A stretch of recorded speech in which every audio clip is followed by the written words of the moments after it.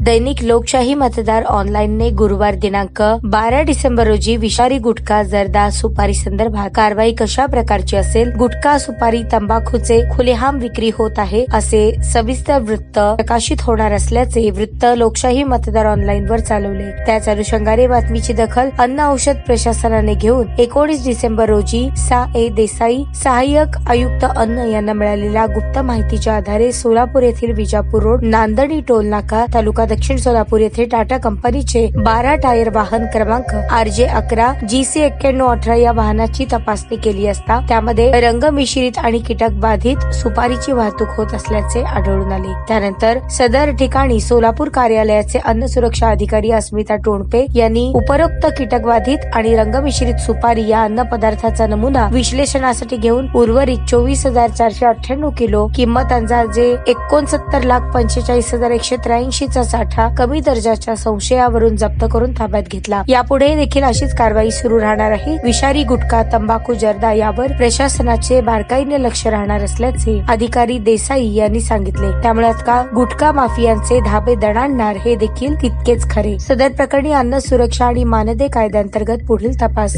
सुरू आहे। सदरची कारवाई सहाय्यक आयुक्त साहेबराव देसाई, अन्न सुरक्षा अधिकारी अस्मिता टोणपे तसेच नमुना सहाय्यक श्रीशैल हिटनळी यांच्या पथकाने पूर्ण केली।